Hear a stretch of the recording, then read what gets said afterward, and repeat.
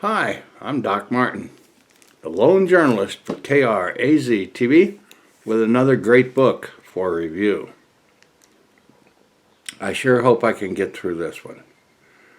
This book left me, I've done 400 plus books. This one gave me pause. It's called Fly Girls: How 5 Daring Women Defied All Odds and Made Aviation History, by Keith O'Brien. Well, I gotta tell you, Keith O'Brien has outdone himself. He's a former reporter with the Boston Globe and frequent contributor to NPR, National Public Radio. His work has appeared on shows as All Things Considered, Morning Edition, This American Life. He has written for New York Times Magazine, Politics, and The Slate, and the author of Outside Shot, Big Dreams, Hard Times, and One Country's Quest for Basketball Greatness. He lives in New Hampshire. This book is part of the story of where my mother evolved into her flying career. The untold story of 5 women who fought to compete against men in high-stakes air races of the 1920s and 30s, and won. Between the world wars, no sport was more popular or more dangerous than airplane racing.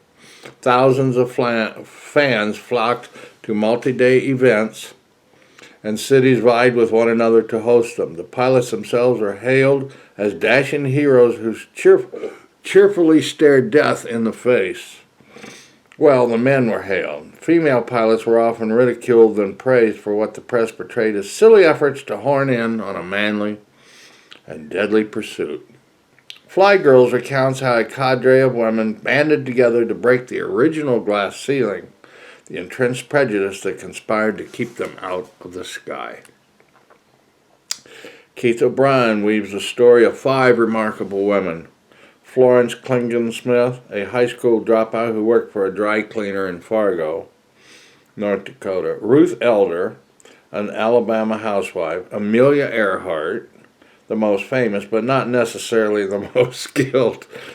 Ruth Nichols, who defied the constraints of her blue blood family's expectations; and Louise Thaden, the mother of 2 young kids, who got her start selling coal in Wichita, Kansas. Together they fought for the chance to race against the men, and in 1936 one of them would triumph over them all in the toughest race. Fly Girls celebrates a forgotten moment when tenacious, trailblazing women braved all obstacles to achieve greatness. You know what's funny about that word, the greatness? They're just wanting to be normal and had to excel to really good. Anyways, there on the cover. There's 10 women in this photograph.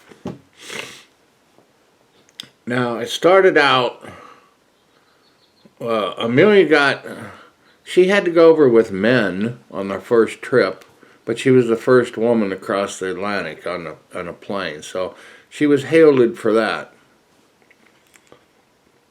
And then other gals had heard about other aviators, and there were only a few. There was only 1,600 of flying people by then, and within 10, 20 years. So they were knocked out of a race, and then I guess it's Cliff Henderson. He was a promoter, and he said, I can promote anything. So I guess they decided the women got together and said, screw you, we're not going to, this is on the Zero Channel, I can say that. They said, we're not going to compete in your race. We're going to have our own race. But before then it was called National Air Races, and now it was called Women's Air Races.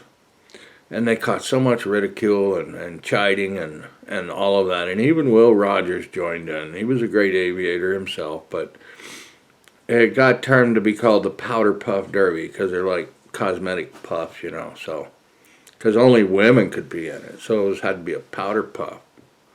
It was just amazing.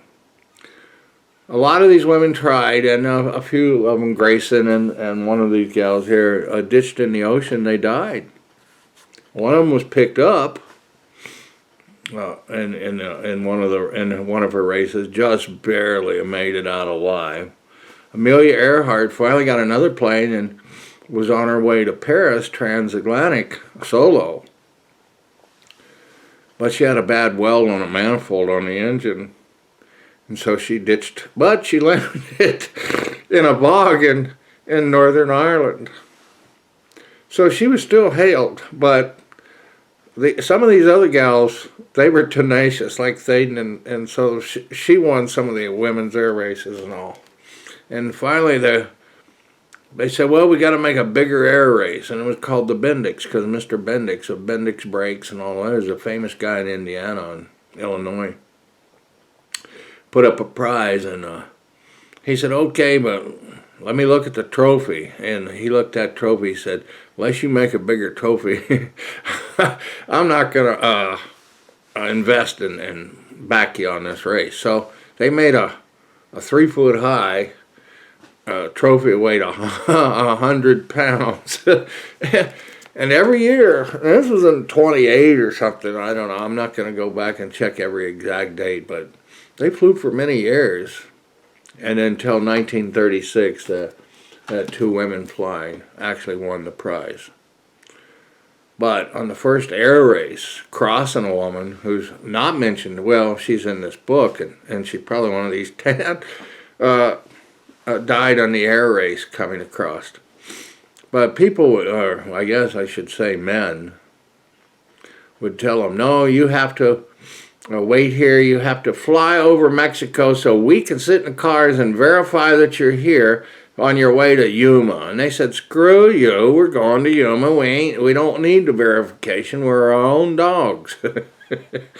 So, you know, when Crossan took off, she crashed. And what they learned is that there was sabotage going on. Men were so pissed off that they'd sneak in the airplanes and turn everything on, run the power down, make the settings different, jiggle with stuff under the hood, under the cowling, and put gasoline in their oil so it thinned it out, and it was just, you can do that in cold weather, but these guys are doing it to make sure that they didn't even win. But it proved it can be deadly. And then they started finding the strut wire. That's the wire that holds the wings down next to the strut and to the body. And found they were just clipped through enough so that under stress they gave and the wing broke off. Thank you. So it was a sickening affair. But anyways, they do go on to tell you that some of the women, another woman attempted to try, and she passed away and died in a wreck too. Now, Klingensmith was 25 years old, and let me see if I can find a picture of this airplane, because to me it was unique, and I thought, wow, that's pretty weird. Now, Ruth Nichols, this is a picture of her, signed by pioneer Orville Wright, was just the beginning. It was just the beginning. Her pilot's license was signed by Orville Wright. So that was pretty significant, huh? Now, Louise Petheridge, McPetheridge, and she's the one that died. Ruth Elder, I think she was gone too. Anyways, Grayson, there's another woman. She is the one that died on the ocean. Well, what I wanted to show you was these. There's the Bendix Award. Monsters. Here's that stupid plane. The fuselage, cockpit was way back here as a little short, stubby thing.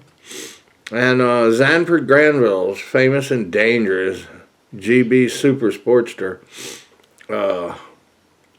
That plane engine had 600 horsepower, and it was a wooden airplane.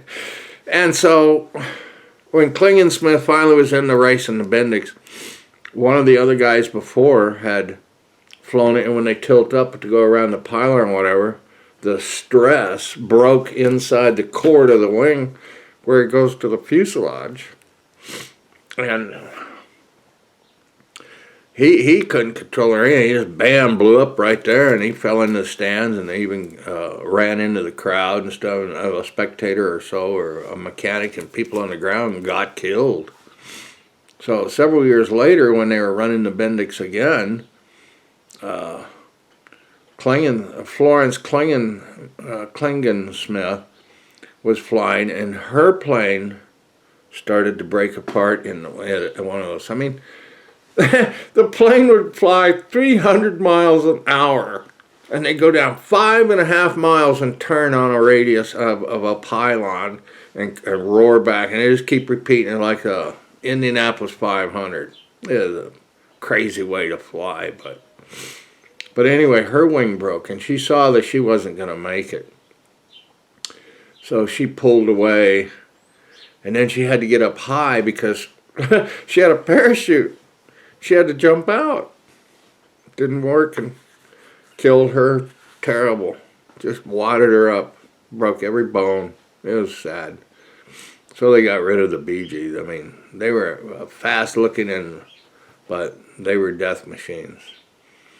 But a lot of the plane makers like Beech, Lockheed, and some of the other makers supported women. And Wichita, Kansas, and Nebraska and in there became where Cessna and a lot of the plane makers, Travel Air started. It's an amazing, amazing, great story, but it's sad. Anyway, Amelia Earhart finally took off on her trip, and she knew Howland Island. And they have done search now, and I think they may have found parts of her and her bones and stuff, but it wasn't at Howland. So anyways, it was a hard book to get through. But anyways, the women got together at the races and said, let's start an organization for women pilots. And they said, we'll call it by the number of pilots that join in the charter. Well, first they were going to call themselves the 56ers because 56 women. Then it was 86, I think. And finally they had 99 women join, and they became the 99s. And the 99s are still around and very powerful. And my mother was a member of them. And they flew for, my mother flew for Civil Air Patrol and all that. So it's just a crazy, wild, wonderful story that, well, if things had gone different, maybe some of these women would still be even nearly alive today. But we're not going to go on here nor there with that. This is dedicated to my sister, Teresa, who carries on my mother's traditions, and to my mother, Mary Merker. I used to call her the foremost female aviator of southern Arizona, and she corrected me, and she said, no, I'm only one of them. So I'll see you later. Goodbye. Thank you. We got this book at the library. Carrie Z TV.